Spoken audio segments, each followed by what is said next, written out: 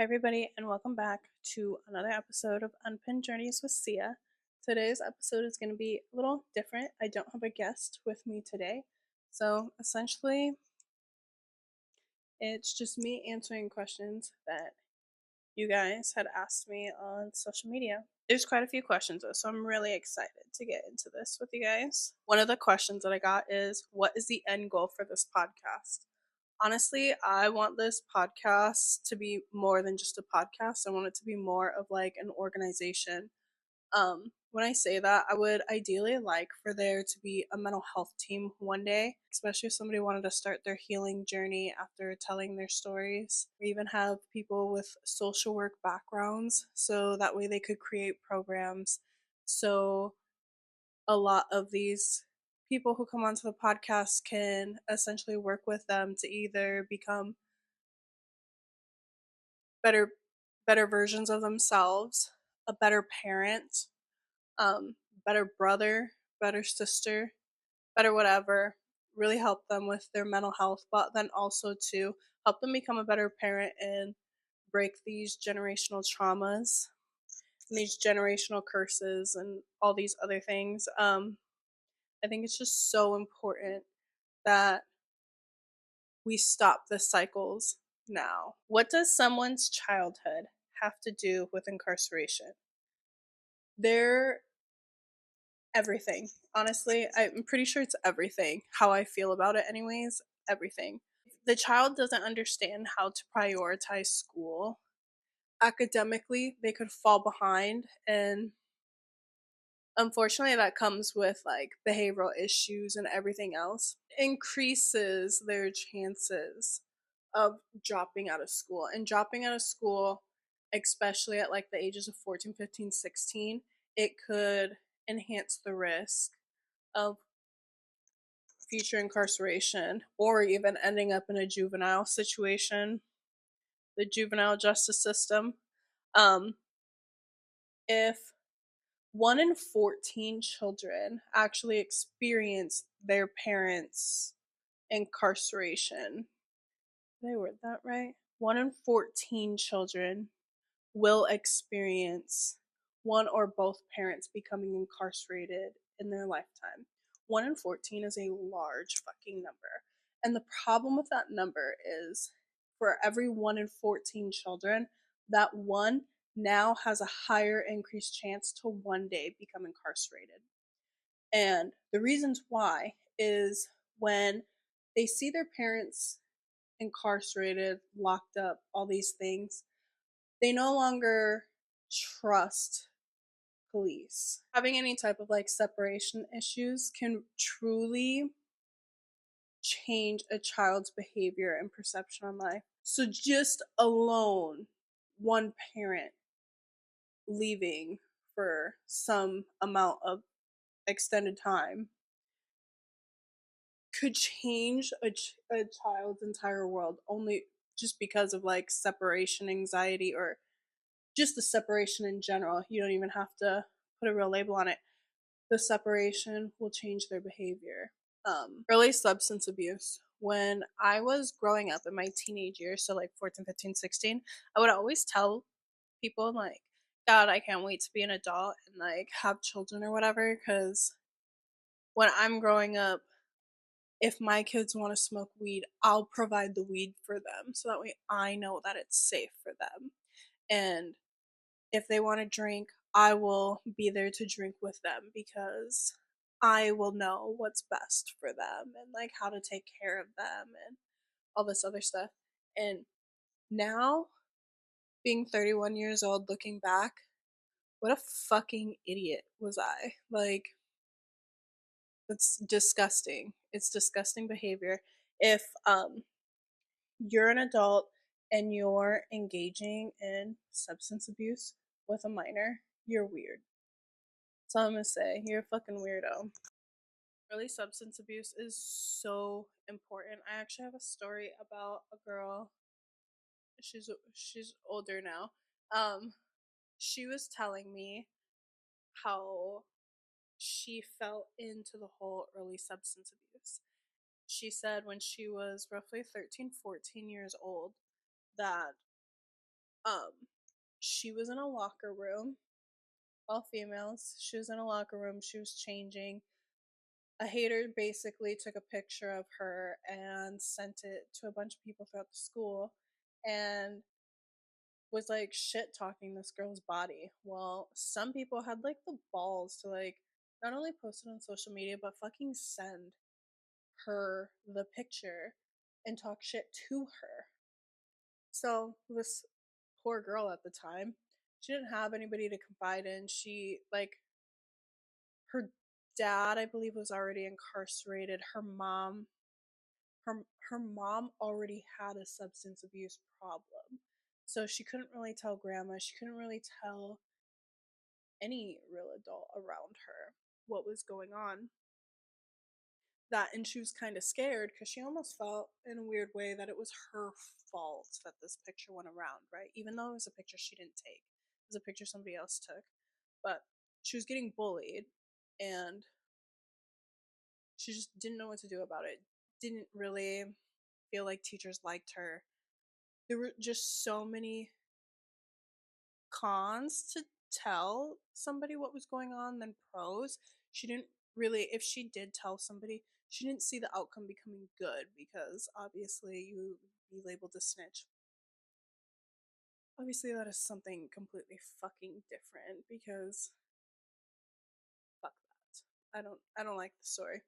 But so she told me that she had started drinking and she was drinking very heavily. And then she ended up getting with the wrong crowd because, misery loves company. Well, this wrong crowd introduced her to cocaine.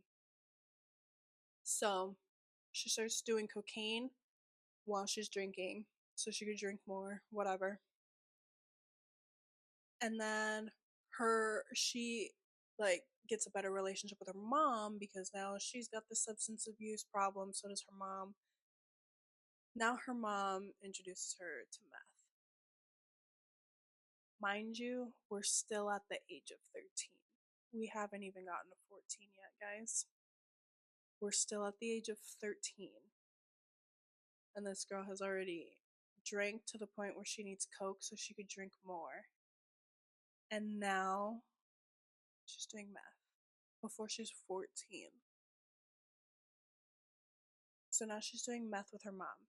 And she believes her and her mom have this great relationship. But little does she know, all she really fucking needed was for a fucking hero, for a fucking adult to step in, get this picture taken care of, fucking get these motherfucking kids in line, maybe even remove her from where she was. I don't know. I don't know what would have been the best situation. But I do remember telling her, like, God, I'm so sorry this happened to you. I wish that I could go back to 13-year-old you, give you the biggest hug, and tell you, I'm gonna fucking take care of this and actually do something about it and show you the right way of how you take care of something. And honestly, I feel the right way would have been to contact authorities and get this handled, get this shit off people's phones, by the way. We don't even know, like, where this photo ended up. We have no idea if it ended up in the hands of like a sick fuck who probably got off on it. And that's the sad part about this whole story. And, today, as a grown woman, she's still struggling with substance abuse. She's still struggling. Today, she's still struggling with staying sober. And it's from an issue when she was 13 where all she needed was an adult and somebody who loved her to step in and to help her and see the signs of 13-year-old drinking that there's probably a fucking problem because she no longer saw fun in hanging out with friends because she didn't have any friends because they were making fun of her for the way her body looked. So instead, everybody just ignored the signs that this young girl was 13 years old, didn't have a single fucking friend, and was isolating herself to drink and self-harming, by the way. And now here we are today where she's an adult and still, yeah, still struggling. What advice do you feel your guests are giving to those who are about to be released from prison. Honestly, I hope it's a mix of hope and knowing that it's going to be okay. I actually wrote down like a little snippet of some facts. Um, the reason why I say that I hope it's a mix of hope and knowing that things are going to be okay is because suicide rates for those being released from prison show it's at an elevated risk. A study in North Carolina actually shows a year post incarceration, 37 out of 100,000 will die by suicide. Um, Nearing 3 years post incarceration, the number still ranges at about 33 of 100,000 people would die by suicide. And that number is just so heartbreaking. Like, even 3 years later, are they still like, I just can't fucking do this? It's still so fucking hard. And people don't understand what barriers people face. Gone are the days where grandpa writes a bad check, goes to prison for 3 years, gets back out, and he's still providing, he's still paying the bills, he's back to working his long ass job, he's back to providing for the family. Gone are the fucking days. Today, you go to prison for any fucking thing. You get out, you're labeled a felon, and you can't work everywhere. You can't get a loan everywhere. You can't live everywhere. Um, you could be accepted into some halfway houses, not all halfway houses. Most people will essentially agree that halfway houses, they don't enjoy them. Let's just say that. Um, you don't get a thrill out of a halfway house or whatever. A lot of the guys are just kind of like, I would rather do this on my own or I'd rather go back to prison, sort of thing. Um, so it's very difficult. It's truly difficult for them. So I'm hoping that with the stories that my guests do tell, it truly is a hey, like we're fighting this battle together. It's not a one man band here. It really is like we're doing this together. And you you might be doing things alone every single day, but there is a brotherhood supporting you and wanting you to do better. And it's not necessarily just people who were incarcerated that's hoping that you do better. There's people on the outs who too are supporting you silently, anonymously, but they're there supporting you, hoping that you do well. Um, would you ever bring on officers or people who work with inmates? Yes. Yes, I would. I would absolutely love it. I don't care if they're correctional officers, nurses, mental health providers. Any and all is welcomed. Obviously, that's if your agency allows it. But yeah, I would love to have anybody and everybody on here. I think um, anybody's opinion is welcome, to be honest. Um, I think truly it's just so important that we have these conversations and we get to talking so that way we can figure out how to how to change the recidivism rates, how to make it lower, a lot lower, like significantly lower. Um, Another thing too is one day, I don't know when, but one day I do plan on having like a sister podcast where it would be for law enforcement. I haven't really worked out all the details yet, but I'm sure we'll get there. We'll figure it out. So yeah, but yes, anybody who's worked with any felons or those inside, I don't care if it's county, if it's the juvenile system, whatever it is, you're more than welcome to come on and share your experiences and anything else as long as your agency allows. And if you don't work there anymore, yeah, come on. Um, do you think their stories can help the stigma felons have? Yeah, I do. Um, on an individual level and actually on a societal level. So, on an individual level, I feel like just they themselves sitting in front of me and like me asking them questions and they're answering and they're really truly remembering their childhood. They're going back to the day where they were inside those cell walls, cell doors, whatever. um, and rejoining society. Those are all like very crazy things to happen. Could you imagine your first childhood traumatic experience? And you're like, holy fuck. And you're just talking about this traumatic experience. And then you just casually go into how you moved on from that, how you moved on from this traumatic experience. And it's almost like epiphany after epiphany, honestly, because you're like, damn, I survived that. I did that. And then you talk about incarceration. And when I ask, like, were you scared to go to prison? And they're like, holy shit, going back to how did I feel going to prison? And then I made it in prison. And then I made it out of prison. And here I am today on a little podcast and sharing my story. I really think it's like reclaiming their identity in a sense. And they're almost like proud of themselves. Like, damn, I really did this shit.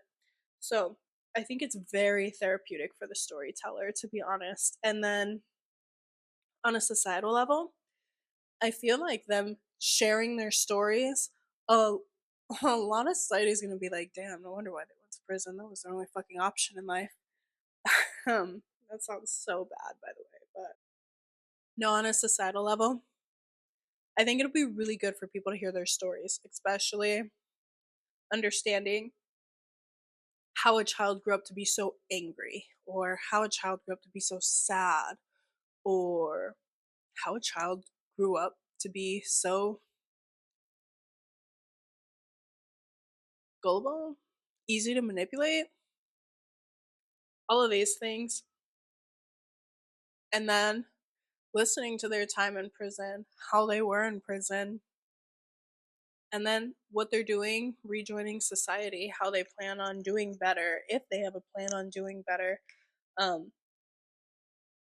I think it'll humanize them and listeners can find their stories relatable, or at least attempt to understand them. So, yeah, I do believe so. I truly enjoy hearing people's stories. I love to hear. I'll be honest. I love hearing about childhood traumas. I love hearing trauma in general because I just like to sit there and be like, holy shit. Um, but also more than that, I love hearing a good success story and a real good love story. I'm a sucker for a love story. So if you and your spouse are ever on an episode, trust me when I tell you, I am so quick to be like, what's the tea? How'd we fall in love? Only because I'm a sucker for a good love story. So beware. Um, what inspired you to create this podcast? So I left corrections a year ago, roughly a year ago, probably just shy of a year ago. I stopped working there after 6 years. And so this entire year, I've basically been working on like how to do this.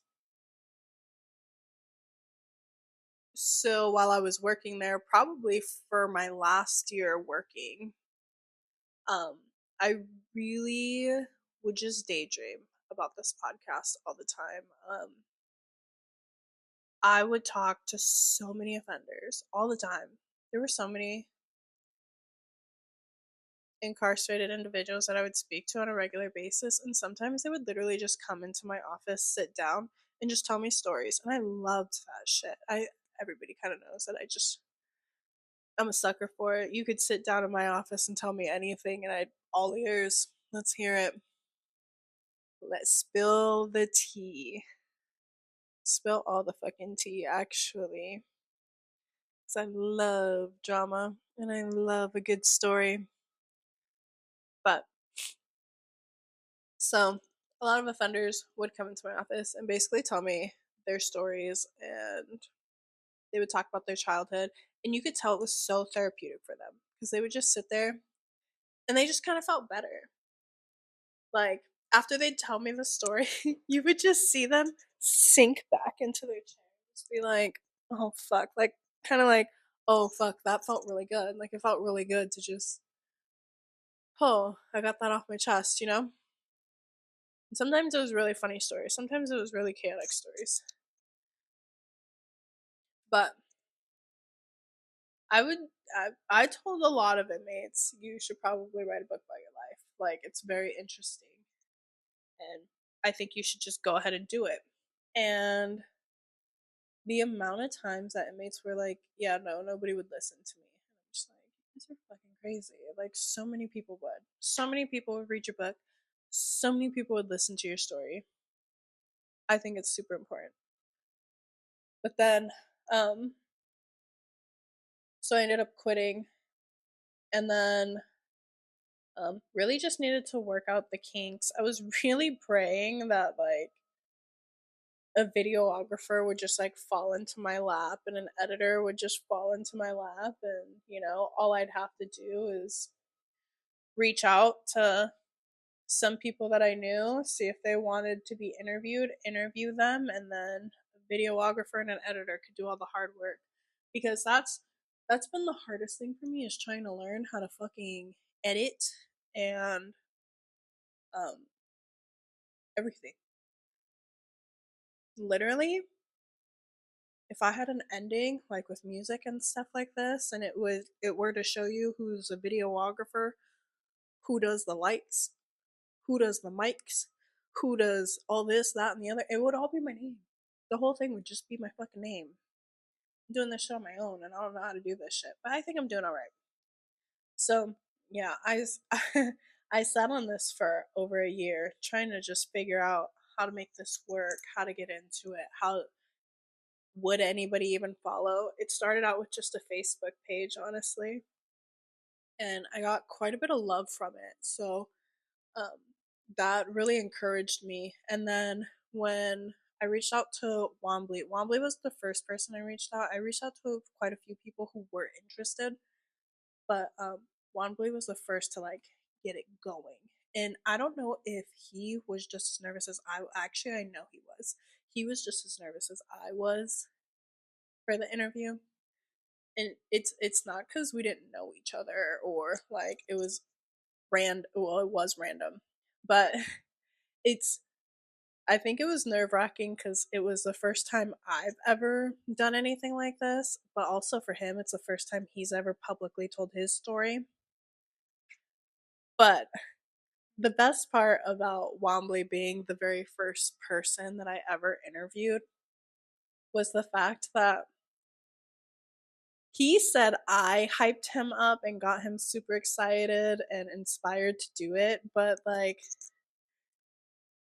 he hyped me up and inspired me to keep going and doing it. So it was really cool. It's really cool to have that bonding experience with somebody and just like that's not the end. Just us sitting together and talking about his childhood traumas, his life incarcerated, and how he's doing in society, plus me meeting his beautiful girlfriend. All of these things, like, that's not the end. To this day, do I still keep in touch with Wombly? Do I still pray every single day that he succeeds in life? Absolutely. And I've told him a million times, like, Wombly, trust me when I tell you, if somehow, someway this podcast makes it big, you're the first motherfucker I'm hiring. And I mean that. I want him on my team. He has this aura to him, and I told him that. Like, you have this aura to you where, like, you talk and people sit the fuck down and they fucking listen, and I love it. So I want that motherfucker on my team always. So I'm really happy with my decision having him as one of the first people on my podcast. Well, he was the first person on my podcast.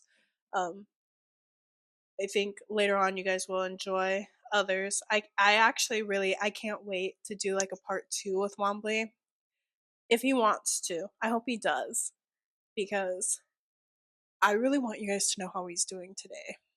We didn't get into that. We had So, obviously, because I'm doing so much with editing and the videographer and shit, I fucked up. Okay, guys?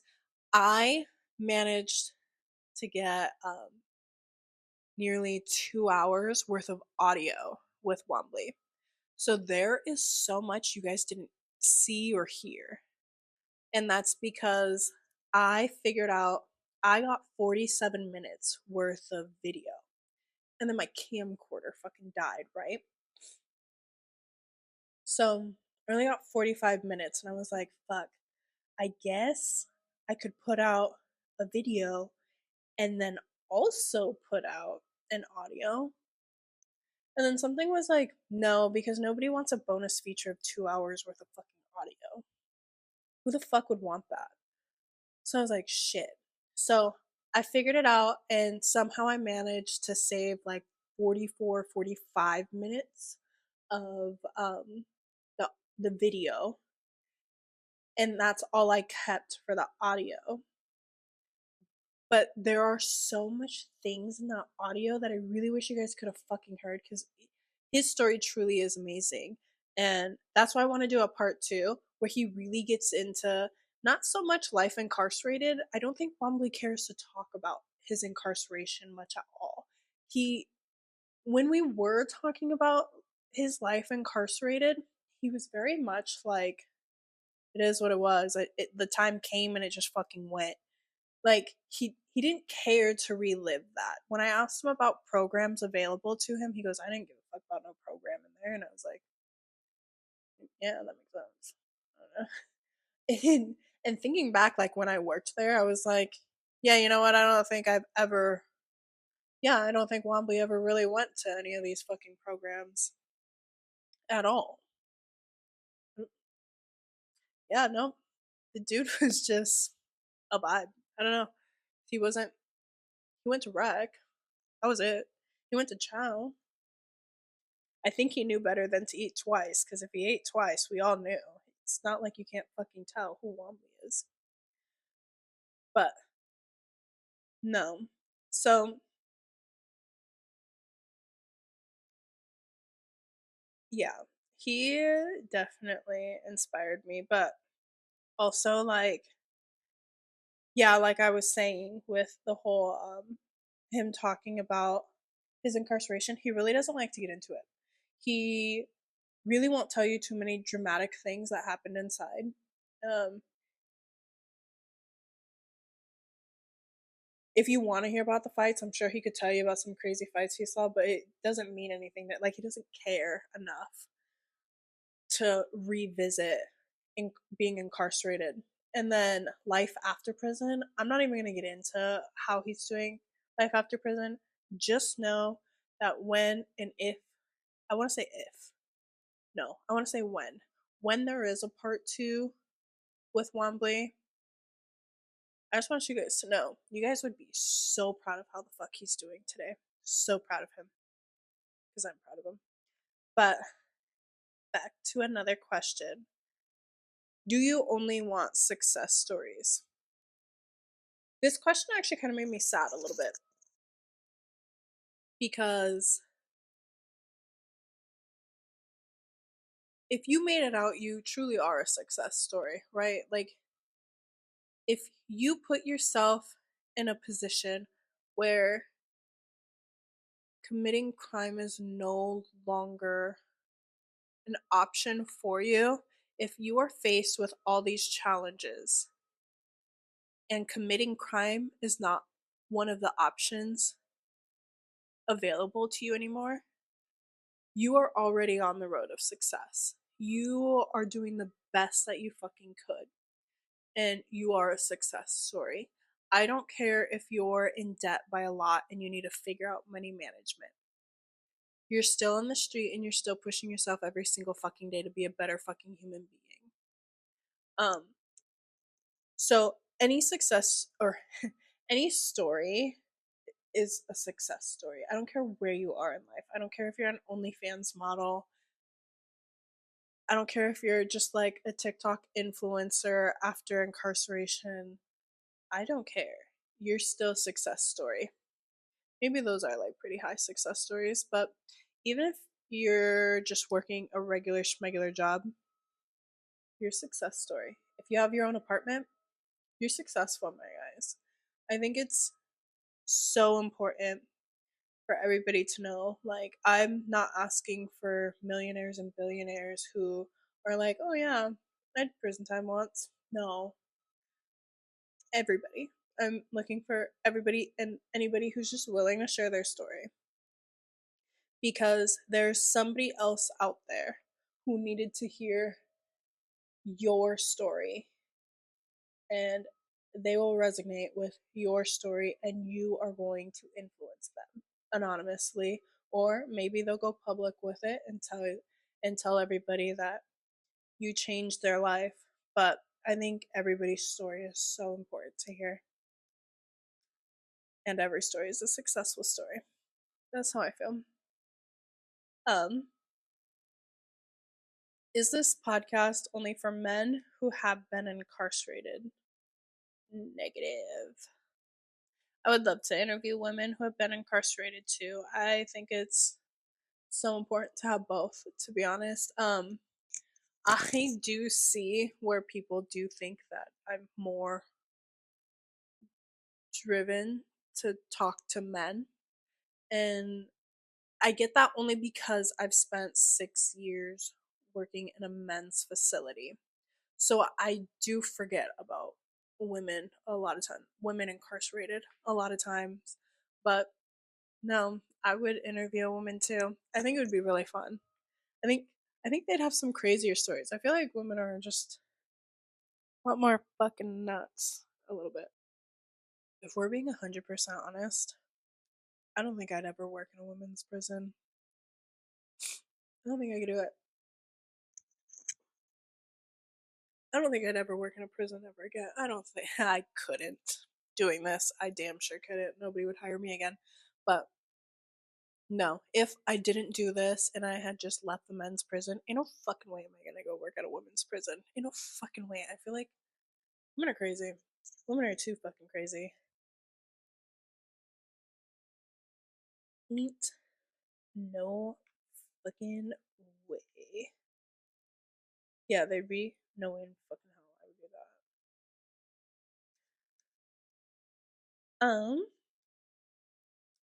that. Okay. So one of the last questions that I got. This question was actually like really fucking cool. Actually, I think I have two more questions. Um, this question was kind of cool to do research on, to be honest. Um, is there a link between prenatal depression and future incarceration? That is such a crazy. That was a crazy question. Um, Somebody really close actually asked me that, and I was like, "Holy shit, that would be really fun and cool to like really do research on, right?" Because I've always wondered that. Like, if you watch the Monster series on Netflix, where it's like Ed Gein and the Menendez brothers and stuff like that, um, they did really well with it on the Menendez brothers, because on the Menendez brothers, they show you essentially how the Menendez brothers felt and talked about the situation. So it almost like it portrayed their story of what happened. And then it also got into court case facts. So the true hardcore facts of what was in the case, right? But then they also kind of put in um, little things that they must have gotten some information on, like the parents, like Kitty Menendez and stuff like that, because there was a part where they were saying Kitty actually feared her kids. She feared the boys. And then there was another fact in there that basically said Kitty never wanted to be a mother. Like, you know, she didn't see herself being a mom or whatever. Like she must have just saw herself with her husband. I don't know. But then you get into Ed Gein. So I didn't watch all of the Ed Gein stuff. However, when you watch the first couple episodes, are you almost like, damn, homie really did get it from his mother. You, and it sounds so bad because you're like, does she even love him? But then you notice when his brother passed, she didn't love him, and Ed Gein wasn't the favorite child, right? Ed Gein was a special child, but not the favorite child. Um, so you really wonder if she did have prenatal depression that led into postpartum depression that just continued on to depression with the rest of her life. And unfortunately, how she felt, how she acted, projected onto the boys, and Ed Gein turned into what he was. Take You can answer what he was. He was a different breed, okay? And it wasn't because he was special. Um, so essentially, with what I've gathered, just doing a bunch of research on prenatal depression, there is no link to basically say, I have prenatal depression, my baby currently in the womb, I'm not pregnant.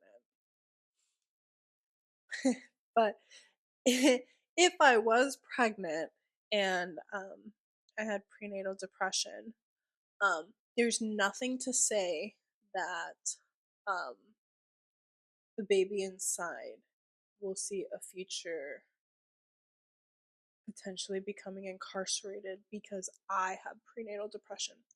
So, no, no. However, if prenatal depression bleeds into postpartum depression, where baby's here, you have this postpartum depression. And I guess it depends on what your postpartum depression is, right? If you have this postpartum depression where you don't feel love for this child, the child can feel that. They can feel it in prenatal depression too if you don't have this connection. Um so babies can feel emotions while in the womb. And that's super important. However, things can change out of the womb, right? You can go through prenatal depression, push this baby out, and then baby's laying on your chest and you could just feel some different type of way. Like all these feelings that you had, you could have just felt crazy the whole time, and now this amazing, beautiful, perfect child is in your arms and you could have forgotten all that prenatal shit. Um but postpartum depression, it varies. It varies.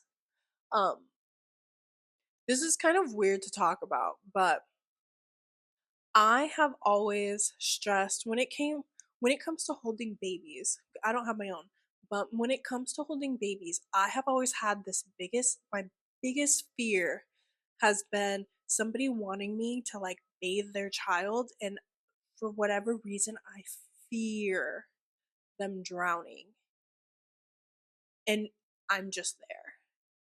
And I don't even understand why. I think it's so strange that I would just fear a child drowning. But there's that. I also fear dropping a kid. I am so clumsy. I drop things all day long. I've dropped this iPad like 6 times today. I dropped this laptop. I do not drop coffee, that's for sure. But anything else in my life, I drop shit all day long. Keys, phone, tablet, it don't matter. Everything falls. So I do have this weird irrational fear that I'm gonna drop a baby, but I guess that's as close to postpartum that I've ever gotten. I don't even think that's postpartum, but I think that's just stupidity. But um no, so with postpartum depression, obviously there's so much that goes into this, right? You could neglect your child. You probably just don't feel like you love said child. All of these things. Yes, it could affect the child in so many different ways. It could bleed into like their behavioral issues later on. It could hold them back academically in school. Um, their confidence may drop. They they might go elsewhere looking for a love that they didn't get due to just postpartum depression. And those those signs are actually all behavioral issues that they do see a correlation with when it comes to somebody who will have a higher risk at becoming incarcerated. So the short answer to it is no, but if you truly dive deep into this question, you almost see that like fucking maybe potentially if you're feeling some prenatal depression and maybe you don't go talk to somebody and it leads into postpartum depression. Yeah, in a way. But this was really fun to like dive into and kind of just like really, yeah, I don't know. I had a good time doing research and stuff like that. But no, this goes back to that question where they asked, what does someone's childhood have to do with incarceration? Quite literally every fucking thing. Every fucking thing. Like, if children don't have confidence,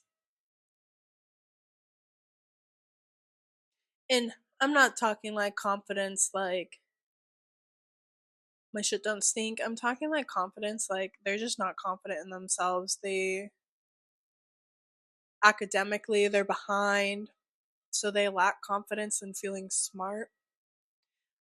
Substance abuse, you confidently can't fucking be sober. Um, all those things. Even being not so much being raised in a home where one or both parents would be incarcerated, but being raised in a home where there's an absent father. We hear it a lot,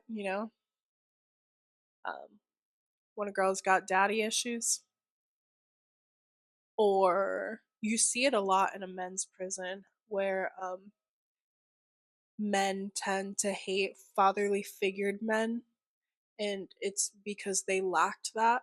Where women look for the fatherly figure, men kind of are like, fuck you, never had one, don't need one now. So you see that a lot where it could go from this absent figure, the child turns it into hate, or the child turns it into they seek that in every male that they find, right? It happens either way. So, literally everything stems from childhood. It's crazy.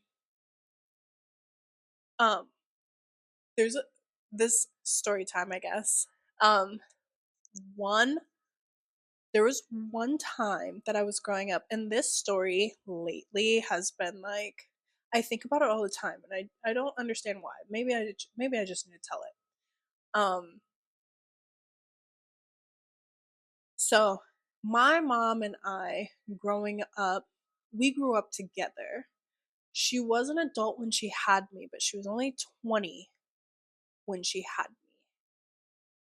So she was 21, I was 1. She was 22, I was 2. So in her 20s, I did her 20s with her, right? I did her 30s with her, all as a child. By the time my mom was 38, I was 18, right? So our minds, it was hard growing up because there were a lot of things that my mom still didn't get to do and couldn't do because now she had me, right? Well, I remember when I was a teenager and I was very defiant as a teenager. And I had ditched school and there was a very important test that I was supposed to take. And I didn't take it. I didn't feel confident in taking it anyways. Academically, I was behind. Um, I was not as smart as the other kids in my class. I couldn't keep up that well. What the other kids would understand and get, it took me just a little bit longer, which wasn't a problem. Eventually, I could catch up and get it, but I didn't have that confidence, right? So I just didn't want to. A couple of my other friends said that they were going to the homie's house who had just gotten expelled for bringing a gun to school. And I said, okay, I want to go too. So we go to this fool's house and we kick all day. We drank a little bit of tequila, we played with a gun, and we hid inside until school time was out because we didn't want to explain to the cops that, because the cops would have pulled us over. We didn't have a car. The cops would have stopped us from walking where we were walking. So we essentially hung out at this kid's house. And then we got on the bus to go back home, but I just didn't really want to go home. And neither did my friends, right? So at the time, I was very defiant. One of my other friends, she was also very defiant. It was, this whole shit was her idea, by the way. I'm not snitching, but I am saying this was her fucking idea. And then my other friend, she was beginning to be defiant, but her fucking mom was so fucking strict, she couldn't actually be defiant. So we went to her house because she could not. She couldn't do hood rat shit like me and the other girl were doing. So we go to her house, we're hanging out. I basically just let my mom know that I'm hanging out with my friends. Well, my mom didn't know that I ditched school, so my mom was like, okay, that's fine. So we went to Totomoda. Oh shit, I didn't think it. We went to Totomoda and we stole some shirts.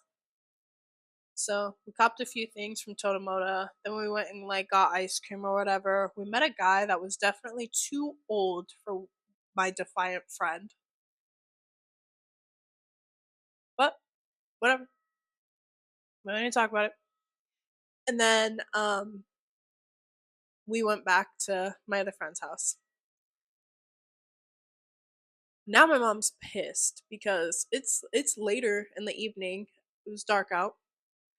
And my mom got the voice she got the voicemail that I didn't go to school that day. And one thing led to another. I needed to get home. I needed to get home fast because my mom said so. I don't remember being like, "Oh fuck, my mom's gonna beat my ass." I remember more so just being like, "God damn, what is this bitch got to tell me now?" You know? And I remember sitting in her room. I don't really remember how I got home because I don't think my mom picked me up, and I know I didn't walk. Anyways, I got home, so it doesn't fucking matter. So I remember sitting down with my mom, and my mom looked so defeated. And mind you, this isn't the worst thing that I've ever done, by the way.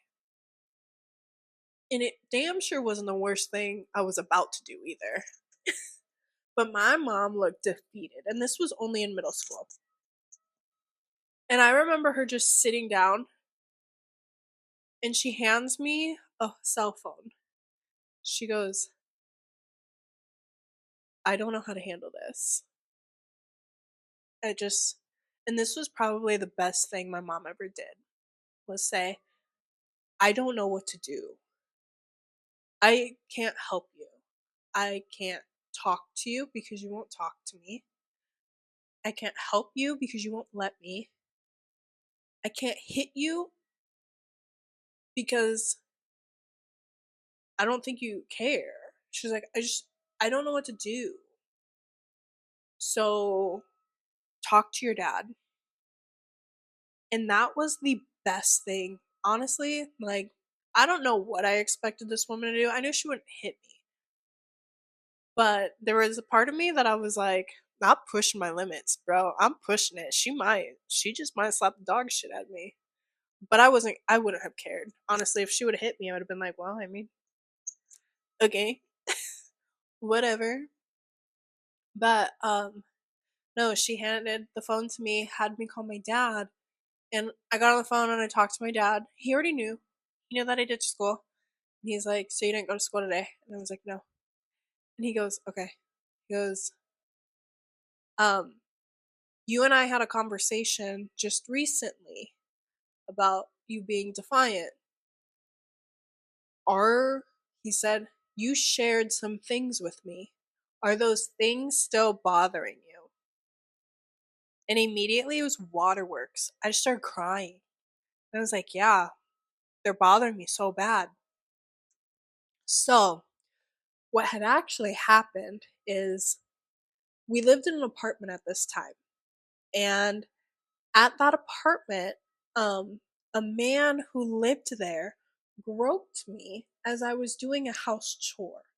I was outside doing the laundry because the way the apartments were set up, they didn't have in unit laundries. You had to like go to the laundry unit within the apartment complex, whatever. Well, he had groped me or he touched me. And um, I had told my friends, and I feel like it's safe to tell this story now. I feel like it's safe to tell this part of the story. My friends had, my friends and I had vandalized his car, which is why I felt so comfortable being around these friends, even though we were all bad kids, right? Because they did more for me than anybody else was willing to do. And anytime I was asked to do the laundry, I started getting defiant and upset and angry and annoyed because I didn't want to be alone with this man again. I didn't want to be put in that situation because help is not fucking there. There's no way I can have help, right? Well, at this time in my life did I finally come out and say what was going on. And my dad knew about it. Now, I was not talking about this issue with my mom. I was only talking about this issue with my dad. So my dad knew why I was being defiant, but my dad was essentially like, hey, so you're being very defiant right now. However, like, I understand you're going through something and we're gonna get through it together. But just understand when you are doing these things, you're truly you're not doing anything better for yourself. You're quite literally putting yourself in vulnerable situations over and over and over again. But how you deal with a child being defiant says everything. And like I said in that moment back then, even though I was still hard headed as shit for the next a lot of years, um, that moment sticks out. That was the best decision both parents ever made. That was the best way they've ever handled a situation with me during that time was my mom definitely taking a step back saying she doesn't want me, she doesn't I'm not helping at this point. So here's dad and then dad getting on the phone and he's not mad, he's not upset and he's not even disappointed. He's just like, "Hey, we're going to get you through this," right? So, truthfully, everything that you do in a child's life, their childhood, it's crazy. It's crazy what kids will take from their childhood experiences, what's the right answer, how to go about things. You truly never know. And especially today. I feel like being a child when I was growing up is a lot different than being a child today. When children are growing up, children have to deal with this online bullying bullshit. We didn't we didn't do that when I was growing up. If you had the nerve to talk shit on MySpace or on Facebook, you caught these hands the very next time we saw you. So you could be a keyboard warrior all you wanted, but somebody had hands. Whereas today, kids don't necessarily fight like they used to. I guess that's probably a good thing. But we didn't have to deal with what children are going through today. Everything is technology based today.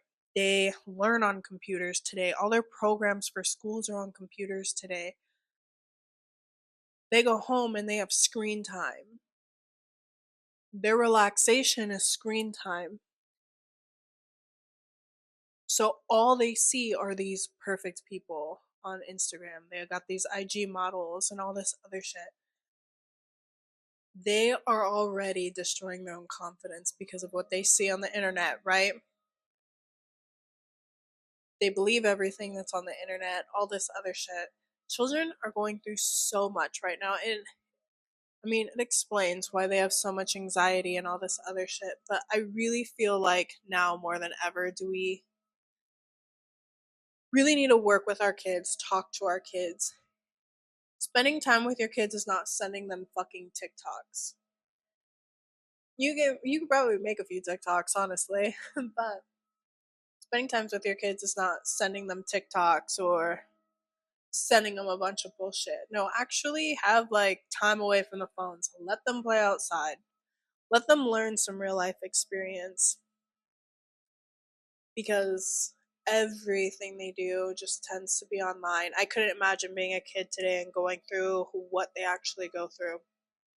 Especially the bullying. The bullying has been so bad, and now you can bully like anonymously, which is fucking nuts to me. MySpace would have never done that, by the way. Alright guys, so that is all that I have for you guys today.